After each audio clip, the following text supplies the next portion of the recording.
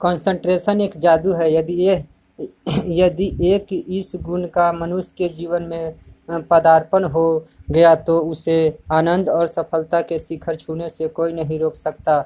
आश्चर्य यह है कि हर कोई जानता है कि यह स्कूल कॉलेज में इस शब्द का इस्तेमाल भी काफ़ी होता है, लेकिन मज़ा यह कि एक गुण हजारों लाखों मनुष्यों में से किन्हीं दो चार में ही दिखाई देता है और इसका परिणाम हमारी आंखों के सामने है। सफलता एवं आनंदित भी लाखों में वही दो चार दिखाई देते हैं। अब सवाल यह है कि ऐसा क्यों? ऐसा इसलिए कि मनुष्य की बुद्धि ने कंसंट्रेशन की अपनी ही एक परिभाषा बना रखी है और जिसका वास्तव में कंसंट्रेशन से कोई लेना देना नहीं। मनुष्य की कंसंट्रेशन की परिभाषा है कि ध्यान एक वस्तु पर लगाओ जिसे देखो। स्कूल, कॉलेज में, घर और ऑफिस में सब एक दूसरे से यही कहते रहते हैं कि तुम्हारे लिए कार्य का परिणाम नहीं आता क्योंकि तुम्हारा ध्यान उस कार्य पर नहीं लग रहा है। जरा ध्यान उस पर लगाओ और परिणाम लाने हेतु हर कोई कार्य में ध्यान लाने की बार बार कोशिश भी करता रहता है, परंतु परिणाम कुछ आता नहीं। ध्यान किसी का लगता नहीं, लग सकता भी नहीं, क्योंकि ये किसी से कहना कि तुम इस कार्य पर ध्यान लगाओ और कोई यह सुनकर ध्यान लगाने का प्रयास करे और सफल हो जाए, इससे मूर्खतापूर्ण और कोई बात हो ही नहीं सकती। 100 बातों की एक बात यह भी मन की गहराइयों में जीवन की ऊंचाइयों के बाबत मनुष्य कभी गंभीर रहा ही नहीं है। जब किसी प्रज्ञावान ने समझने की चेष्टा की भी तो जब किसी प्रज्ञावान ने समझने की चेष्टा की भी उसे हमेशा नज़रअंदाज ही कर दिया गया। मनुष्य को अपनी मूर्खतापूर्व बातें ऐसे तो रास आ गई है कि उसे शिक्षा से लेकर धर्म तक सबको इन्हीं बातों का जामा पहना रखा है। ना तो वह वास्तव में आंखें खोलकर कुछ देखता है और ना ही देखी चीज़ों का ठीक से विश्लेषण ही करता है, और परिणाम यह कि दुख और असफलता तो उसने अपना भाग ही बना लिया है।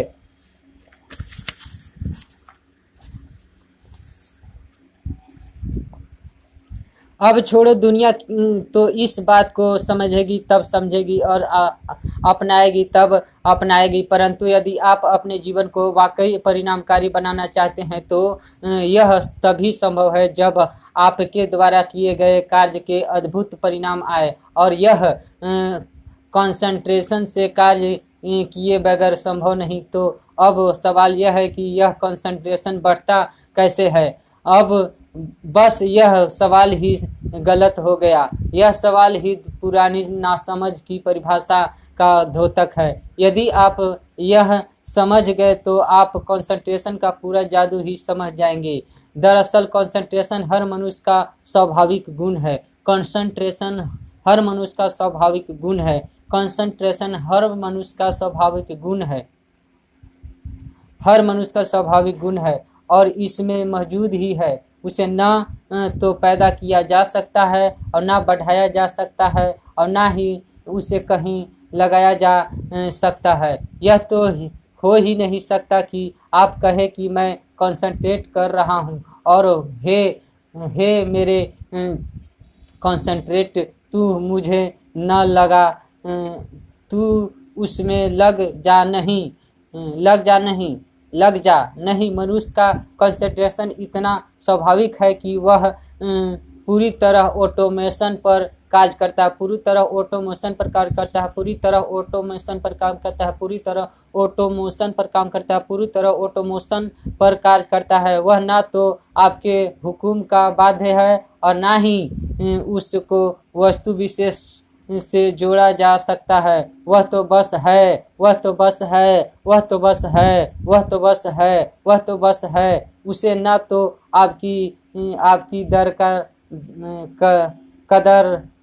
दरकार है, उसे ना तो आपकी दरकार है और ना ही किसी वस्तु विशेष से उसे प्रेम ही है।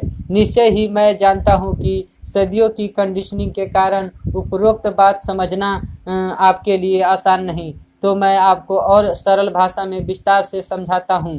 दरअसल जैसा कि मैंने कहा कि कंसंट्रेशन आपका स्वाभाविक गुण है। इसका सीधा अर्थ यही हुआ कि वह हर हमेशा पूरे 24 घंटे आपके साथ अपनी पूर्णता में मौजूद ही रहता है। हर हमेशा पूरे 24 घंटा आपके साथ अपनी पूर्णता में मौजूद ही रहता है। हकीकत यह भी समझ ले कि मनुष्य का शरीर एक बार में एक ही कार्य कर सकता है। मनुष्य का शरीर एक बार में एक ही कार्य कर सकता है।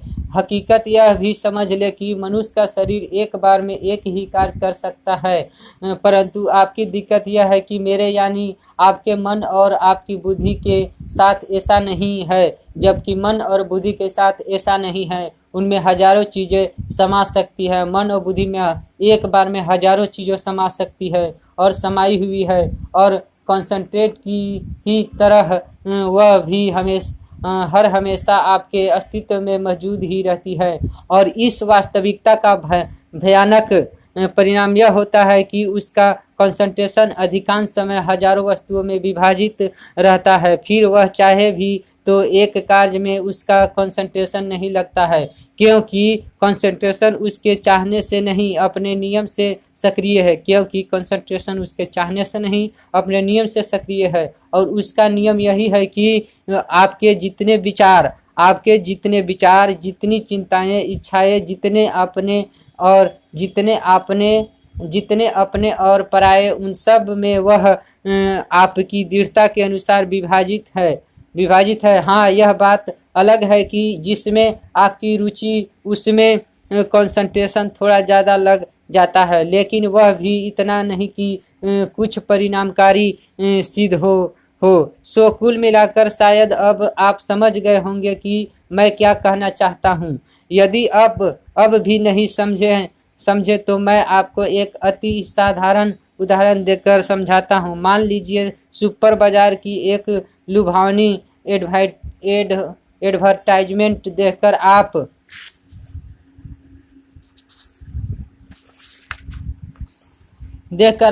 आकर्षित हुए। आपको कुछ भी आवश्यकता तो नहीं थी, पर फिर भी आप एक बड़ा थैला लिए सामान खरीदने उस सुपर बाजार में पहुंच गए। शायद कोई उपयोगी चीज़ मिल जाए या कोई अति लुभावनी डिस्काउंट स्कीम भी नज़र आ जाए। अब मैं जो बात समझाना चाहता हूँ वह समझने के लिए एक पल को आप यह समझ लीजिए कि वह थैला आपका कंसंट्रेशन है, और जो स्वाभाविक रूप से इस समय आपके साथ है, जो स्वाभाविक रूप से इस समय आपके साथ है। अब आपको हकीकत में तो कुछ खरीदना आवश्यकता था नहीं। आप तो यूं भी लोभ में फंस वहां पहुंच गए थे। वहां पहुंचकर उसकी डिस्काउंट स्कीम ने आपको ऐसे तो लुभाया कि आपने 50 चीज़ों खरीद ली। आप वह भरा थैला लेकर घर आए। अब थैला कंसंट्रेशन की ही तरह अब भी आपके साथ ही है। अभी भी कंसंट्रेशन आपको थैला के तरह साथ ही है। फर्क सिर्फ इतना है कि वह अब 50 वस्तुओं में भरा हुआ है। खैर, घर पहुंचकर आपको सुपर बाजार से खरीदे एप्पल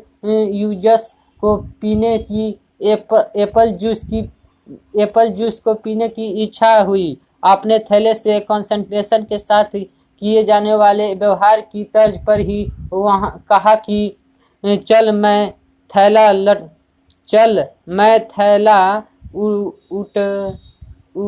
उलटाता हूँ, तू फिर ध्यान से एप्पल जूस ही बाहर फेंक। चल मैं थैला उल्टाता हूँ, तू ध्यान से एप्पल जूस ही बाहर फेंक। क्या वह संभव है? थैले में भरा पूरा सामान बाहर निकल ही आएगा। हाँ, यदि थैला सिर्फ एप्पल जूस से भरा होता तो उलटाने पर सिर्फ एप्पल जूस बाहर निकल आता।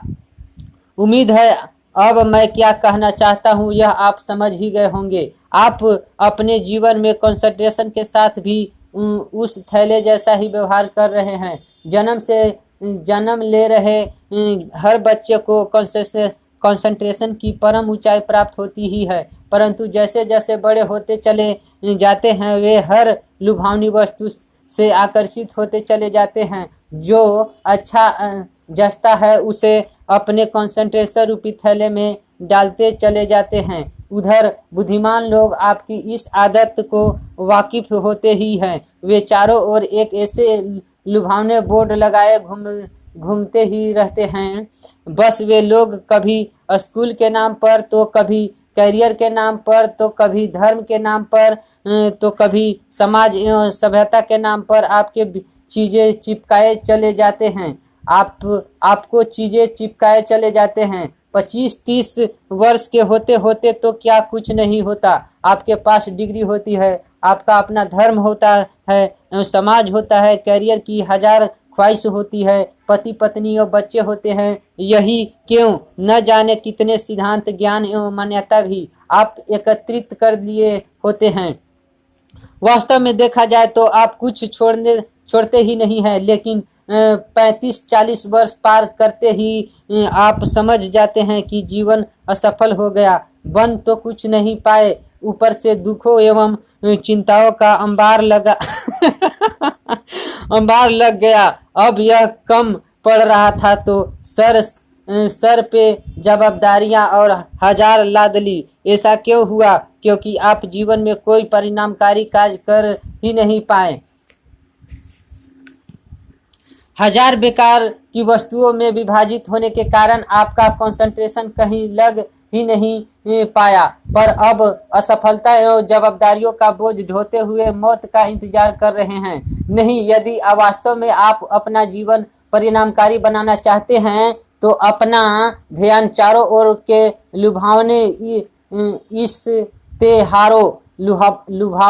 इश्तेहारों पर लगाए ही मत। बस बचपन से जो रुचिकर लगता हो और जिसमें आपकी प्रज्ञा भी साथ दे रही हो उसे पकड़ ले। दिन पे दिन सिर्फ उसे ही निखारते चले जाएं और फिर वहां से सब कुछ फुर्सत मिले तो उस फुर्सत में संसार के सारे शौक मजा ले। जितना हो सके जीवन के हर रंग का मजा ले, जितना हो सके जीवन के हर रंग का मजा ले, जितना हो सके जीवन के हर रंग का मजा ले। अर्थात आनंद, मस्ती एवं प्रसन्नता देने वाली चाहे जितनी चीज अपना ले, परंतु कार्य एवं उद्देश्य के नाम पर 1-2 से ज्यादा को स्वयं में न समाये। आप उल्टा करते हैं, कार्य तो 1000 समा लेते हैं, परंतु धर्म एवं समाज के डर के शौक छोड़ने चले जाते हैं। परिणाम यह होता है कि 1000 उद्देश्यों के कारण जीवन में सफलता नहीं मिल पाती तथा दूसरी तरफ शौक त्यागने की वजह से जीवन का मजा भी चला जाता है। और बुद्धिमान तो इतना सीधा गणित भी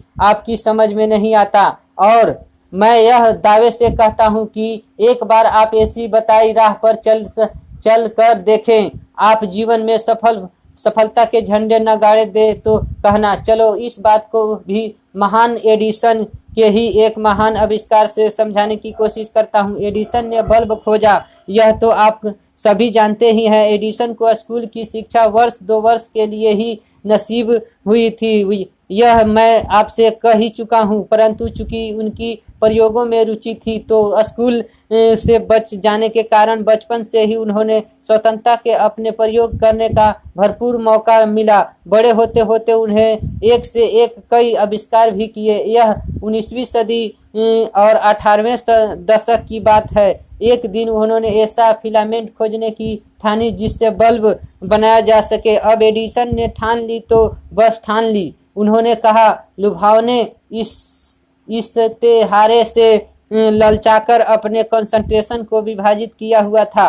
बस अपने सहयोगी वैज्ञानिकों के साथ लेबोरेटरी में धावा बोल दिया। अब एडिसन की विशेषता यही थी कि वे लेबोरेटरी में अपने साथ कोई पत्नी या बच्चे की चिंता नहीं ले जाते थे। वे कोई घड़ी देखकर भी काम नहीं करते थे। उन्हें रोज रोज अखबार पढ़ने, देश दुनिया की खबरें से अवगत रहना भी जरूरी नहीं था। कहने का तात्पर्य, चूंकि उनका कंसंट्रेशन रूपी थैला हमेशा पूरी तरह से खाली रहता था तो तुरंत वे पूरी तन्मयता से फिलामेंट में खोजने में लग गए, और तन्मयता भी कैसी कि एक दिन प्रयोग करते करते दोपहर हो गई थी, परंतु एडिसन भोजन करने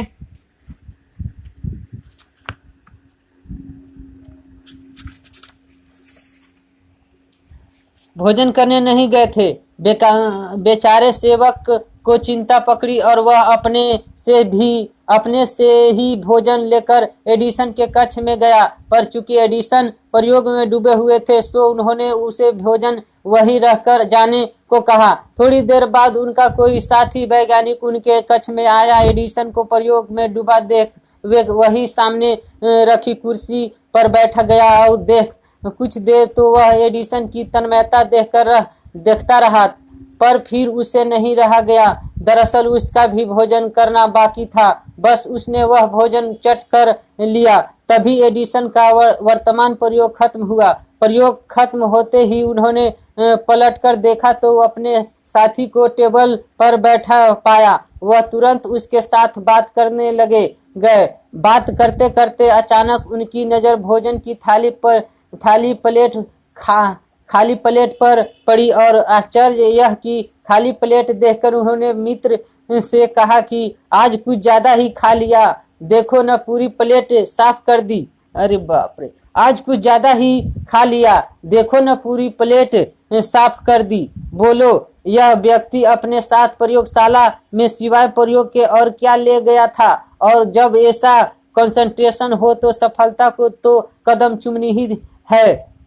हालांकि सफलता कोई हाथ पसारे किसी का इंतजार तो कर नहीं रही होती है, वह तो आपके धैर्य, कंसंट्रेशन, इरादे की पूरी परीक्षा लेकर ही दस्तक देती है। एडिसन को भी बल्ब रोशन हो सके ऐसा फिलामेंट खोजने में 1 वर्ष से ज़्यादा का समय लगा था, तथा इस दरम्यान उन्होंने 6000 से ज़्यादा फाइबरों का इस्तेमाल किया। 6000 से ज़्यादा फाइबरों का इस्तेमाल किया था, और तब भी कहीं जाकर उनके हाथ यह कार्बन फिलामेंट लगा था जिससे बल्ब प्रकाशमान हुआ था। सोचो, 6000 के करीब नाकामियां देखने के बाद 6000 के करीब नाकामियां देखने के बाद भी वह थके क्यों नहीं थका? 6000 बार नाकामियां देखा, 6000 बार।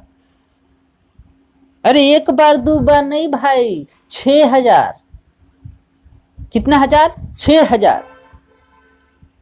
सोचो, 6000 के करीब नाकामियों देखने के बाद भी वह थके क्यों नहीं? क्योंकि उनका कंसंट्रेशन पूर्ण था। कंसंट्रेशन की पुरानी परिभाषा के आधार पर सब इस बात का उदाहरण देते हुए कहते हैं कि देखा, एडिसन के कंसंट्रेशन 1 वर्ष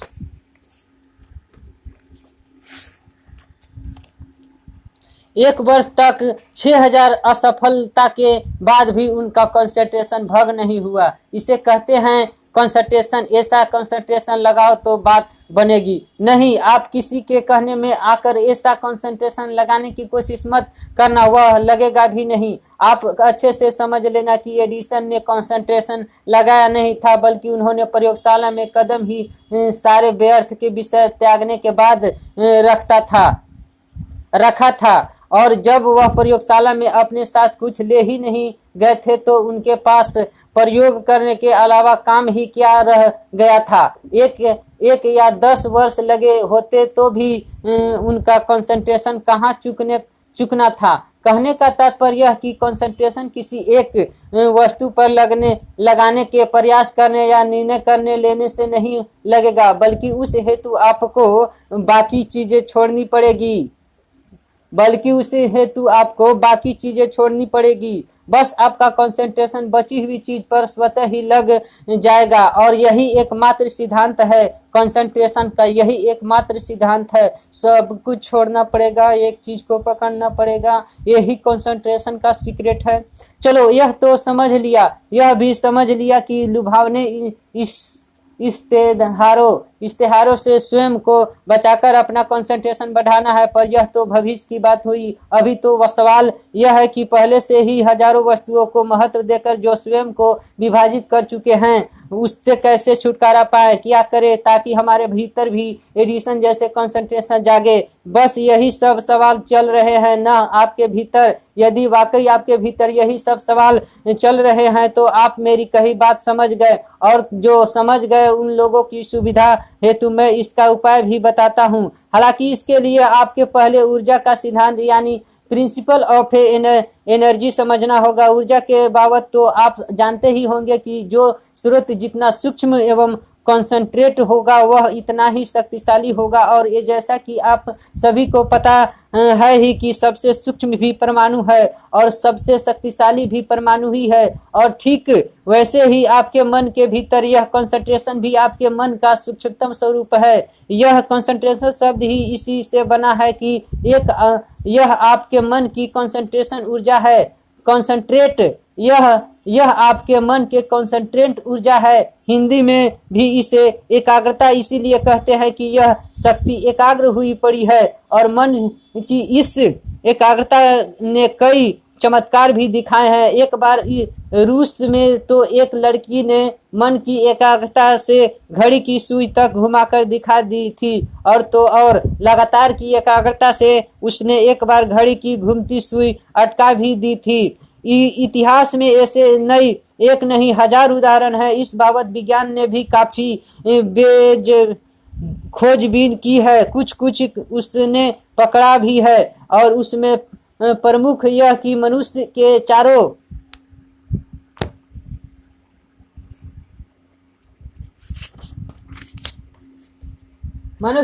तरफ उसकी शक्ति अनुसार एक रो यानी कि भंडार मंडल बनता है, निश्चय ही बनता है। आपको भी रोजमर्रा के जीवन में अनुभव होगा, तभी ध्यान न दिया हो तो इसका आपको कभी हाथों हाथ अनुभव करवा देता हूँ। आप में से हरेक को अनुभव होगा कि कुछ व्यक्ति बड़ा ही आकर्षित करते हैं, या किन्हीं व्यक्तियों के चंद मिनटों के साथ से ही आप ऊर्जा से भर जाते हैं। और आप जानते हैं कि ऐसा क्यों होता है। दरअसल यह कमाल उस व्यक्ति के कंसंट्रेशन ऊर्जा से बने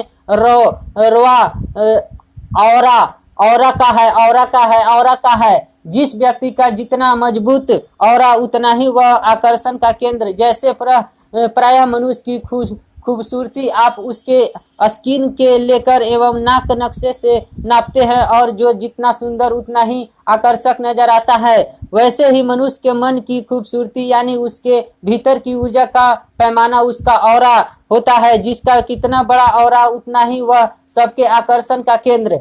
चलो इस बात को और आसान बनाने के लिए मैं उल्टे तरीके से समझाता हूँ, क्योंकि यूं भी शक्तिशाली ऑरा के व्यक्ति संसार में कम ही है।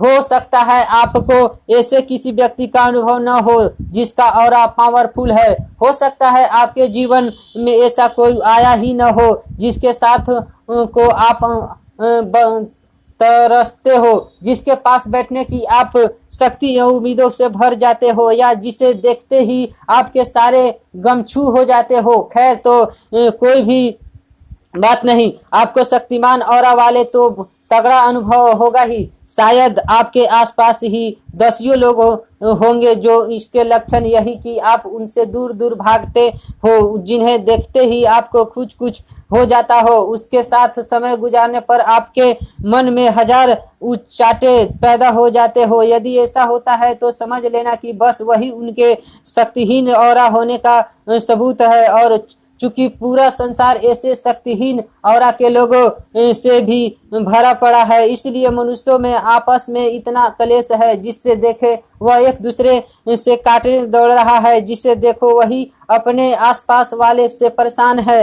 तो अब तो आप इस ऑरा का खेल समझ ही गए होंगे, और यह तो समझना ही चुका हूँ कि जितना कंसंट्रेशन मन उतना ही शक्तिशाली ऑरा, जितना कंसंट्रेशन मन उतना ही शक्तिशाली ऑरा, जितना कंसंट्रेशन मन उतना ही शक्तिशाली ऑरा। और कुछ और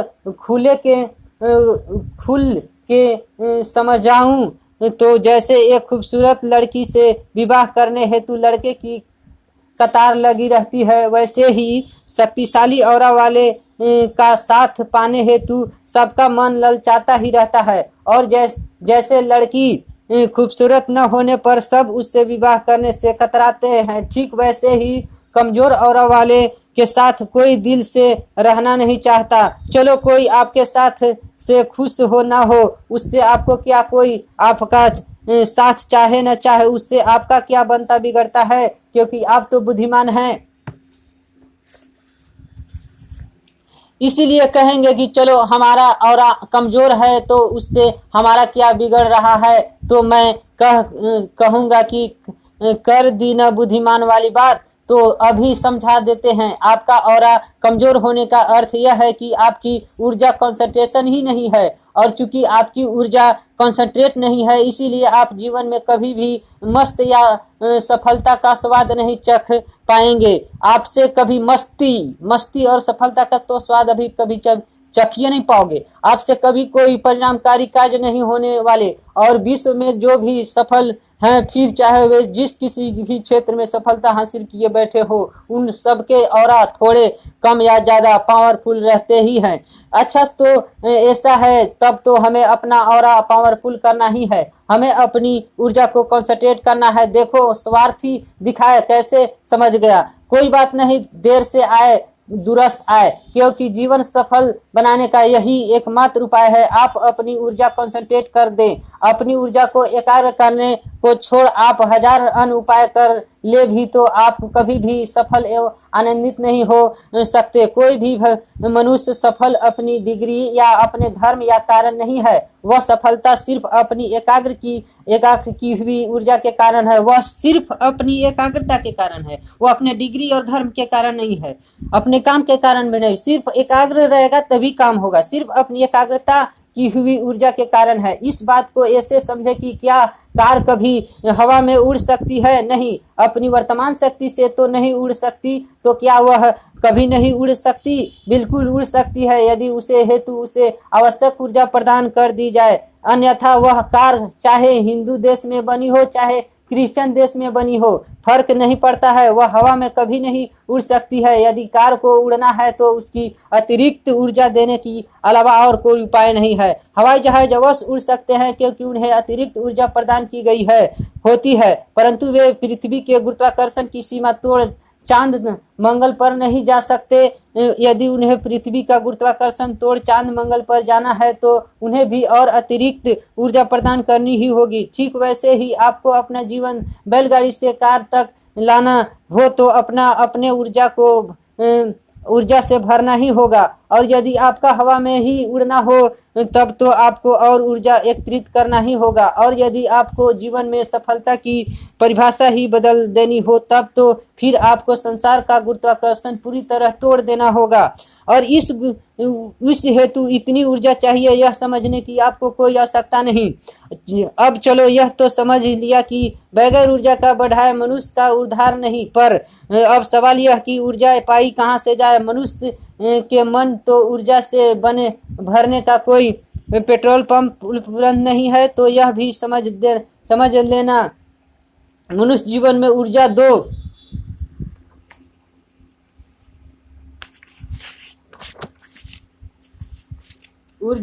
स्तरों पर उपलब्ध होता है। कुछ कार्य ऐसे हैं जिन्हें करने में अतिरिक्त ऊर्जा मिलती है, कुछ काम ऐसे है ना जिसे काम करोगे ना तो ऊर्जा मिलेगा, ऊर्जा जाएगा नहीं, ऊर्जा और मिलेगा। कुछ काम ऐसे जिससे काम करने से ऊर्जा और आता है और एकदम जनरेट करेगा, ऊर्जा इतना जनरेट करेगा कि काम और होगा। और कुछ कार्य ऐसे भी हैं जिन्हें बंद कर देने से ऊर्जा का अपव्यय बंद हो जाता है, और दोनों ही सूरत में परिणाम तो मनुष्य की ऊर्जा बढ़ती ही है। और कुछ काम ऐसा है जिसे बंद करने जिन्हें बंद कर देने पर ऊर्जा अपव्यय बंद हो जाता है। जिसको बंद कर दोगे तो ऊर्जा का व्यय बंद हो जाएगा, और दोनों ही सूरत में परिणाम में तो मनुष्य की ऊर्जा बढ़ जाती है। दोनों परिणाम में क्या होता है? मनुष्य का ऊर्जा बढ़ जाता है। कुछ काम ऐसा है जिसको करने से ऊर्जा और बढ़ता है, और कुछ काम ऐसा है जिसे कम करने पर ऊर्जा कम होता, ऊर्जा जो ऊर्जा बर्बाद हो रहा था ऊर्जा बर्बाद होना बंद होगा, तो ऊर्जा बर्बाद होना बंद होगा तो ऊर्जा बढ़ेगा। सर्वप्रथम ऊर्जा कहाँ से प्राप्त की जा सकती है उसका बाबत चर्चा कर ली जाए। जैसे कि मैं पहले भी बता चुका हूँ कि मनुष्य के मन, बुद्धि, शरीर के बीच एक गहरा संबंध है। ऊर्जा विषय भले ही सिर्फ मेरा है, परंतु उस मनुष्य के शरीर एवं बुद्धि का भी इस पर पूरा प्रभाव पड़ता ही है। अतः शुरुआत मैं शरीर से ही करता हूँ। मन को ऊर्जा से भरना हो तो शारीरिक तौर पर ऊर्जा से भरा होना उसमें वाकई बड़ा सहायक सिद्ध होता है। और शरीर को ऊर्जा से भरपूर रखना हो तो उस हेतु आपको कुछ समय निकालकर अपनी कटिबद्धता उस हेतु दिखानी ही पड़ेगी। आपको ऊर्जा प्राप्त करने हेतु शरीर के तल पर निम्नलिखित कार्य करने ही होंगे।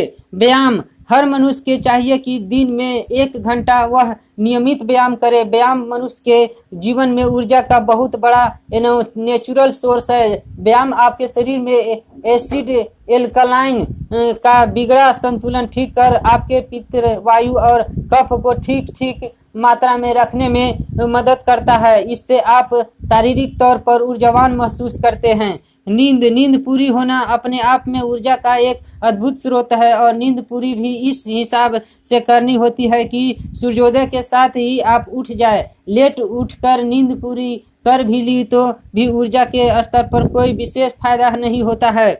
नियमित भोजन न खाना या एक बार में ज़्यादा खाना दोनों शरीर के लिए बराबरी पर खतरनाक है। हर दिन घंटे में आपकी रुचि के अनुसार नियमित भोजन अपने आप में ऊर्जा का जाना पहचाना स्रोत है, क्योंकि खाली या ज़्यादा भरा स्टमक अपने एसिड अल्काइन का लेवल बिगाड़ देता है, जिससे आप क्रमशः ऊर्जाहीन होने लगते हैं। और शारीरिक कमजोरी के दुष्परिणाम के तो आपके कई अनुभव होंगे ही। भले ही आप अच्छे मौसम में स्विट्जरलैंड घूमने क्यों न गए हो, पर यदि शरीर में ऊर्जा न हो तो दुनिया का कोई भी स्विट्जरलैंड आपको आनंद नहीं दे पाएगा। ऐसे में मन की ऊंचाई तो बहुत दूर की बात है। सो अब आप यदि शारीरिक ऊर्जा कैसे प्राप्त करना यह समझ गए हो तो बुद्धि के स्तर पर चर्चा कर ली जाए। बुद्धि शरीर का ही एक अंग है। बुद्धि क्या है? बुद्धि शरीर का ही एक अंग है। अतः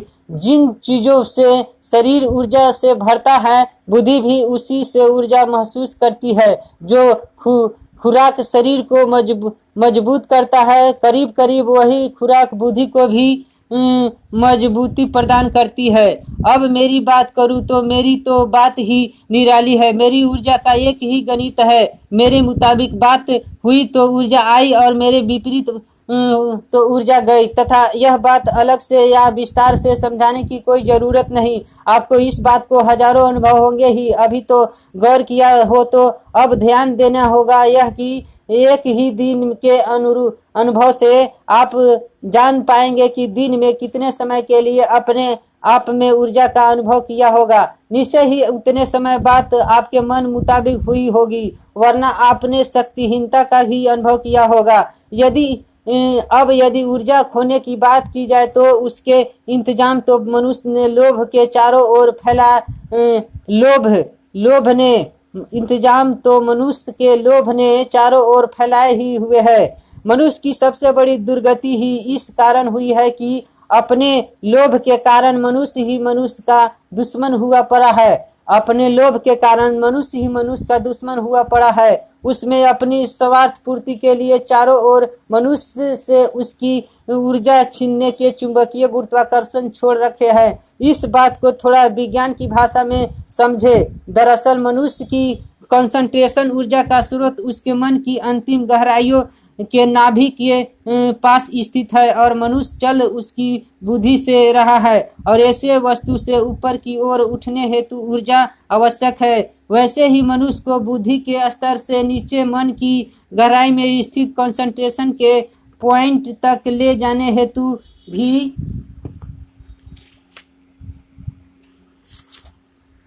ऊर्जा की आवश्यकता होती है। जैसे पृथ्वी का गुरुत्वाकर्षण वस्तु को ऊपर नहीं उठने देता, वैसे ही मनुष्य के द्वारा चारों ओर बिछाई तरह तरह के लालच देती एवं डराती दुकानें का गुरुत्वाकर्षण मनुष्य को मन की गहराइयों में नहीं उतरने देता। सो आप अपनी आंखों खुली रख अपने कैरियर, धर्म, समाज के नाम पर चलाए चलाए जा रहे जात पात के इन गुरुत्वाकर्षण को पहचाने। जो जितना इनके चक्कर में बच जाएगा उतना ही वह अपनी ऊर्जा के हो रहे व्यर्थ के व्यय से भी बच जाएगा, और जितनी उसकी ऊर्जा बढ़ती जाएगी उतनी ही वह मन की गहराइयों में भी उतरता चला जाएगा, और जितना हम मन की गहराइयों में उतरता चला जाएगा उतना ही उसका कंसंट्रेशन बढ़ता चला जाएगा।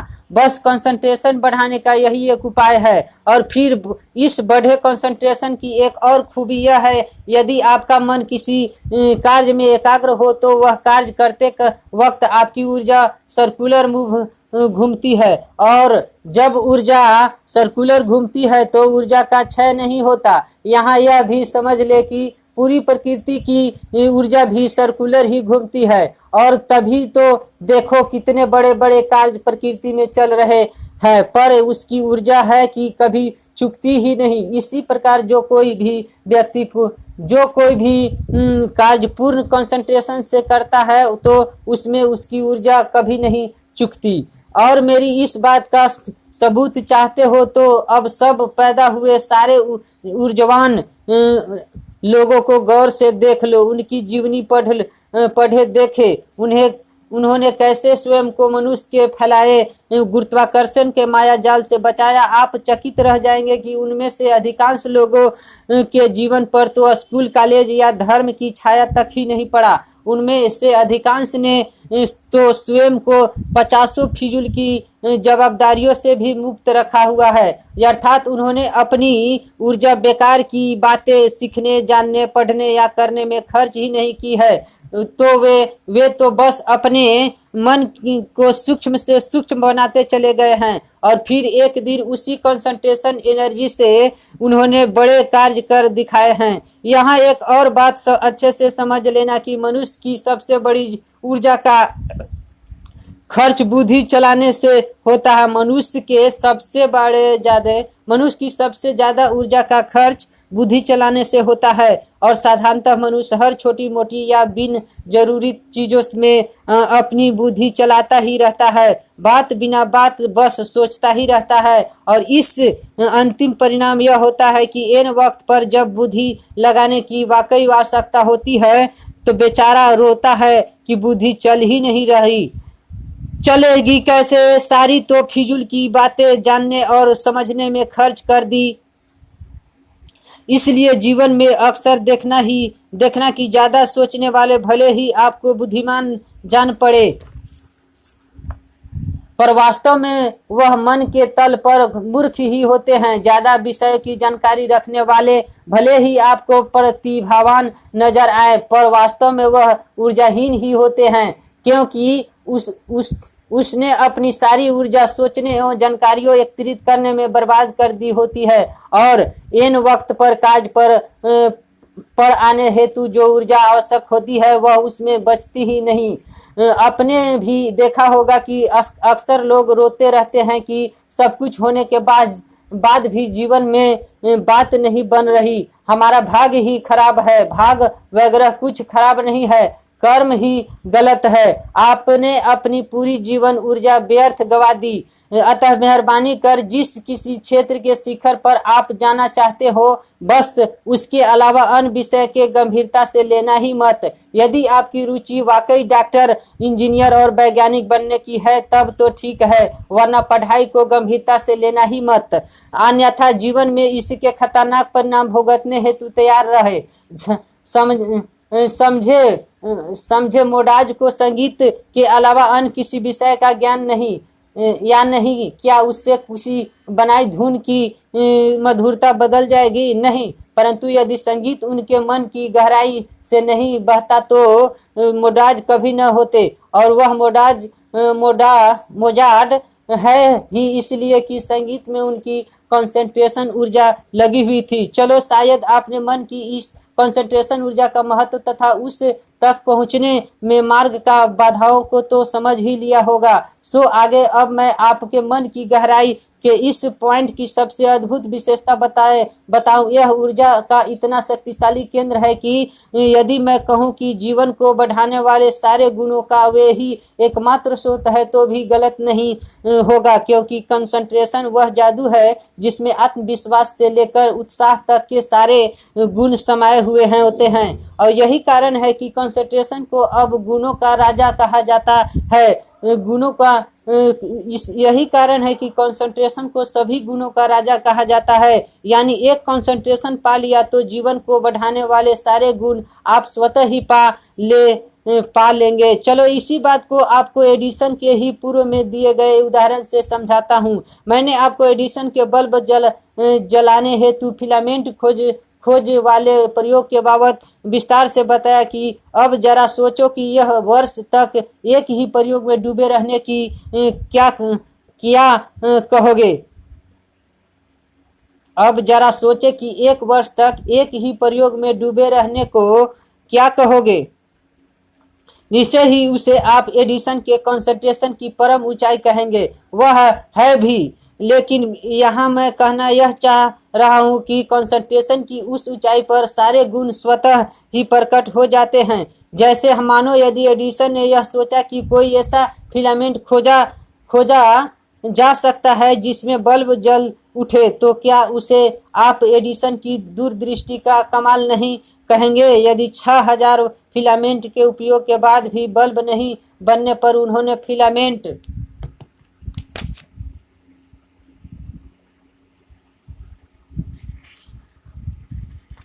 फिलामेंट की खोज जारी रखी, तो क्या आप इसे एडिसन का आत्मविश्वास नहीं कहोगे।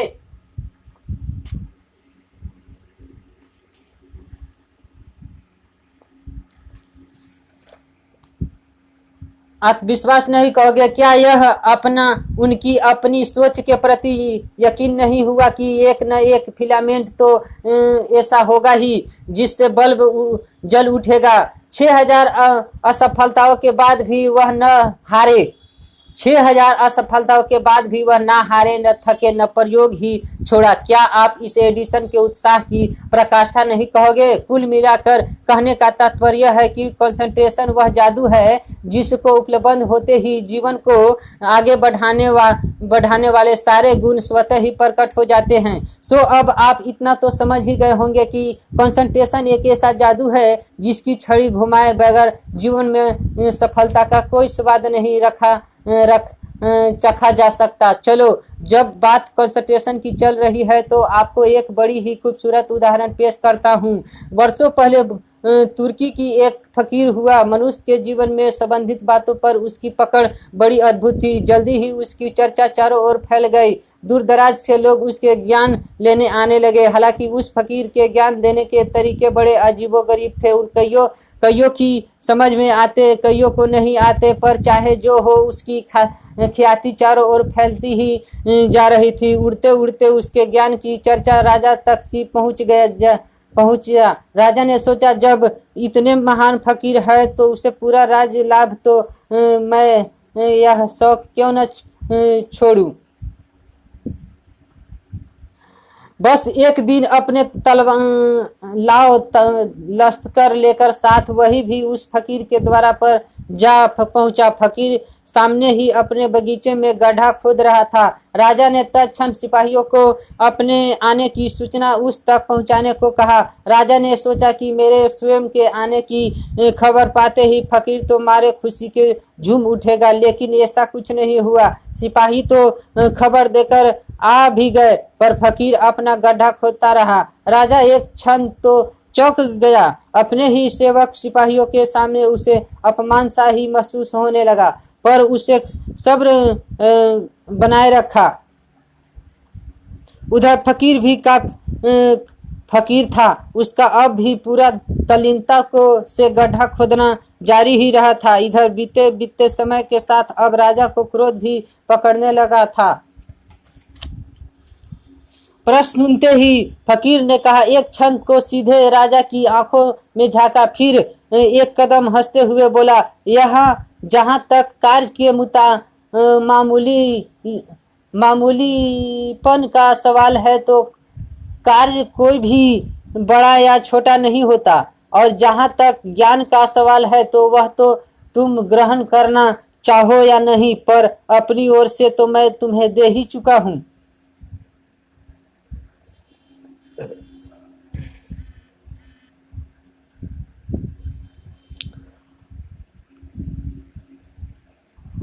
फकीर बड़े ही करुणा अंदाज में बोला, यही तो मार खा गए महाराज, आप अपने ध्यान से देखा ही नहीं। दरअसल मैं गड्ढा खोद नहीं रहा था, बल्कि उस दरमियान गड्ढा खोदने की क्रिया हो चुका था। यदि आप ध्यान से ही मेरी गड्ढा खोदने में ऐसी तल्लीनता देख लेते तो सब कुछ सीख जाते, क्योंकि जीवन में ऐसी तल्लीनता एवं ऐसी दीवानगी को छोड़कर कुछ सीखने लायक नहीं।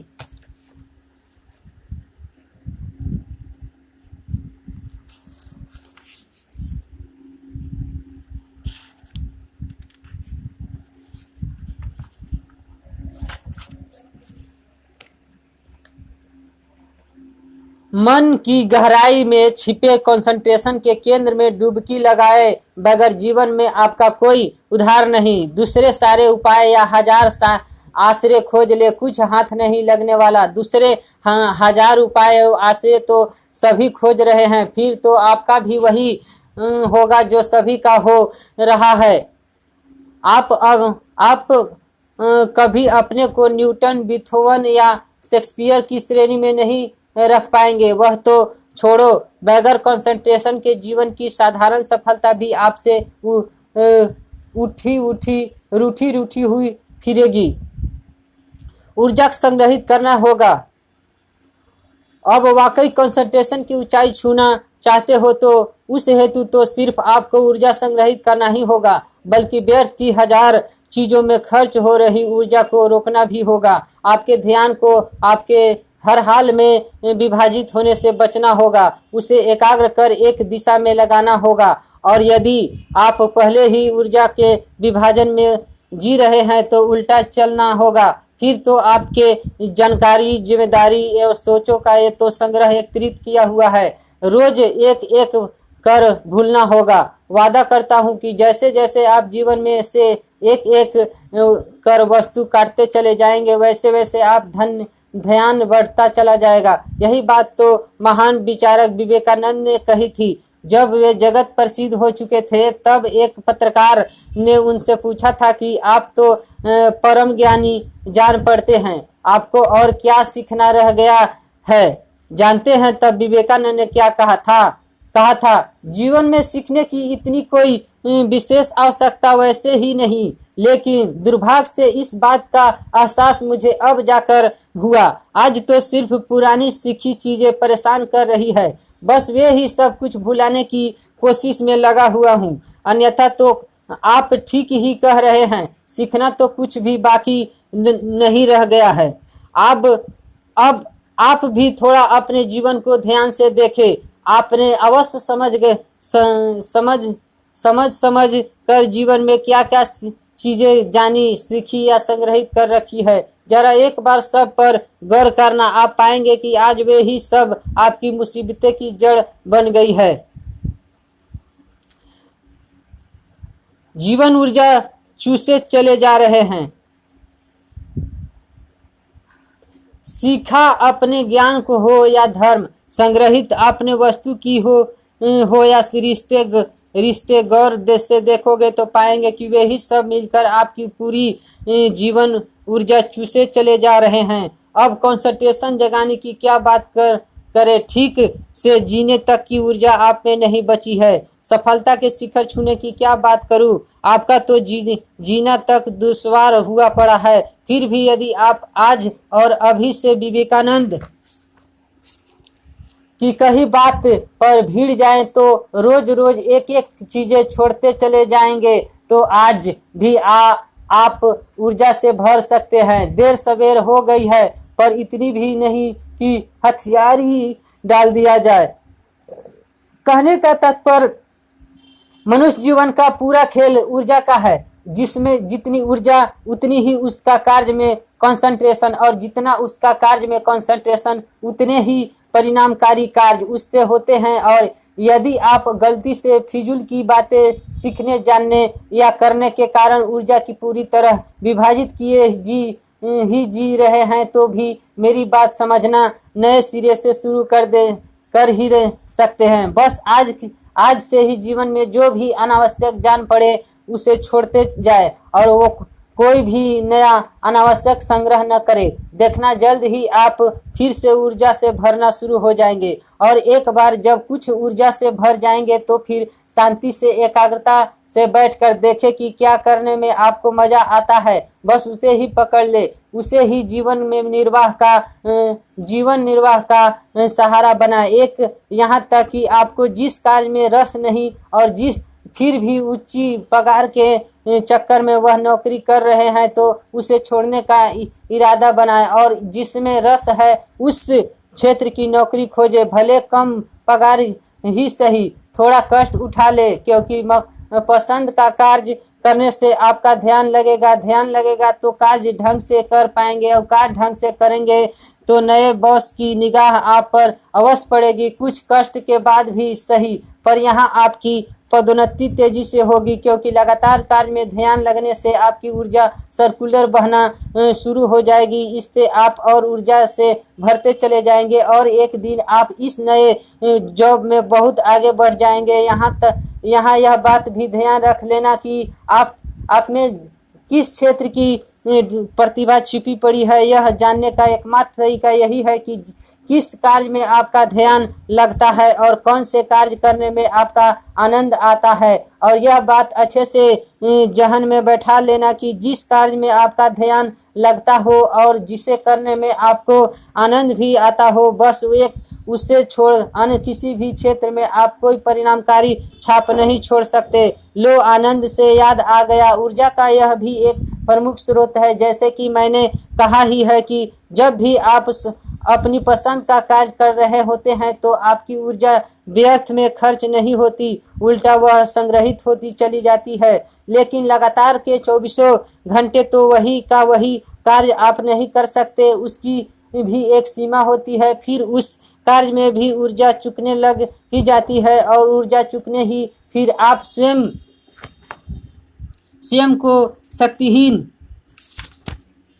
शक्तिहीन महसूस करने लगते हैं और यही वे समय है जब आपके ब्रेक की आवश्यकता पड़ती है। ब्रेक यानी रूटीन कार्य से हटकर किसी मनपसंद के कार्य में डूबना, फिर वह खेलना हो, घूमना जाना हो या फिर आराम ही क्यों न करना हो। निश्चय ही यह ब्रेक आपकी कोई ऊर्जा वापस लाने की क्षमता रखता है और यह रोज जरूरी है। कार्य करने का आनंद अपनी जगह है और कार्य में ब्रेक लेने का आनंद अपनी जगह है। कार्य करने का आनंद अपनी जगह है और कार्य करके ब्रेक लेने का आनंद अपनी जगह है। यदि आप चाहे तो अपनी ऊर्जा जीवन भर न चुके तो रोज के कार्य में थोड़ा विश्राम लेना आवश्यक है। यह कार्य से हटकर लिया उचित विश्राम अगले दिन आपको फिर कार्य करने की क्षमता से भर देता है और यह विश्राम लेने के लिए मनुष्य का कला प्रेमी, खेल प्रेमी, उच्च कोटि का शौकीन होना जरूरी है। बस कार्य करने में चूंकि ऊर्जा सिर्फ इन्हीं सब चीजों में प्राप्त की जा सकती है, वरना आप कितनी ही ऊर्जा संग्रहित क्यों न कर रखी हो, एक दिन चूक ही जाएगी। और ऐसा एक नहीं हजारों प्रज्ञावान मनुष्यों के साथ हुआ। आपने स्वयं देखा होगा कि कई संगीतकार, चित्रकार, व्यवसायी एक उम्र तक तो बड़ा जोश दिखाते हैं, एक कार्य कर सफलता भी पाते हैं, परंतु फिर अचानक छूट जाते हैं क्योंकि वे यह नहीं समझ पाते हैं कि एक कार्य कर खो चुकी ऊर्जा भी भरपाई करने का प्रमुख स्रोत उचित आनंद, उत्सव एवं विश्राम है और कला प्रेम। वह तो यूं ही बेजोड़ है, ऊर्जा का सबसे बड़ा दूसरा कोई स्रोत ही नहीं। यहाँ कला से मेरा तात्पर्य है कि स्वयं कोई पेंटिंग बना ली तो हो, भले ही टाइम पास या कोई अच्छा ड्रामा मूवी देख ली या फिर दिन में 1-2 घंटे अच्छा संगीत ही सुन लिया हो, लेकिन जैसे नई ऊर्जा प्राप्त करने हेतु दिन में 1 घंटे का व्यायाम जरूरी है, वैसे ही खोई ऊर्जा वापस प्राप्त करने हेतु रोज कम से कम 1-2 घंटे कला या खेल में डूबना भी आवश्यक है। इतना ही नहीं, उज्जवल जीवन के लिए मनुष्य का शौकीन होना भी उतना ही जरूरी है। फिर वह शौक चाहे नृत्य का हो, खाने का हो, कपड़े पहनने का हो या घूमने का शौक, जितना ज़्यादा हो उतने ही अच्छा, क्योंकि उससे आप में एक तदुन्नम बना ही रहता है और वे सारे शौक पूरे करते वक्त आपके मन में उठने वाली उन शौकों की भी मस्ती की धुन हमेशा आपको एक नई ऊर्जा से भरती ही रहती है। इस कारण आप स्वयं को कभी ऊर्जाहीन महसूस नहीं करते। आप गौर से देखना, जीवन में जो शौकीन नहीं, आप उसे ऊर्जावान ही ऊर्जाहीन ही पाएंगे। ठीक वैसे ही स्वभाव से मस्तीखोर, नौटंकी या हंसमुख होना भी आपको हमेशा हल्का बनाए रखता है। अतः जीवन में कभी गंभीर रहना ही मत, बचपन छोड़ना ही मत, क्योंकि बनाए रखना हमेशा हल्का बनाए रखना। अतः जीवन में कभी गंभीर होना ही मत, बचपन छोड़ना ही मत, क्योंकि गंभीरता एक रोग है जो आपकी पूरी जीवन ऊर्जा खा जाती है। गंभीरता क्या है? एक ऐसा रोग है जो आपकी पूरी जीवन ऊर्जा खा जाती है। आप खुद भी ऐसी कई बात का अनुभव करते होंगे। अब तक न किए हो तो अब अनुभव करके देख लेना। मन की तमाम बातों की यही तो खूबी होती है। सच्ची साइकोलॉजी हमेशा अपनी कही बात की सिद्ध करती चली जाती है। विज्ञान को तो 1000 प्रयोग कर अपनी बात सिद्ध करनी पड़ती है, पर चलो सिद्ध होती है तो, लेकिन इन तथाकथित धर्मों की बातों तो कभी सिद्ध ही नहीं हो पाती। छोड़ो, अभी तो हम साइकोलॉजी की चर्चा कर रहे हैं और जो अपने से ही स्वयं सिद्ध है। आपने अनुभव किया होगा कि साल में जब भी आप ब्रेक लेने हेतु 4-6 रोज के लिए कहीं घूमने जाते हैं तो लौटकर अगले 6 महीने में के लिए ऊर्जा से भर जाते हैं। हालांकि यहाँ एक बात और कहूँ, अक्सर देखा गया है कि अधिकांश लोगों को ठीक से ब्रेक लेना भी नहीं आता। आनंद और विश्राम के क्षण में भी उनका मोबाइल बजता ही रहता है। घूमने गए हो तो भी मन में तो पूरी दुकान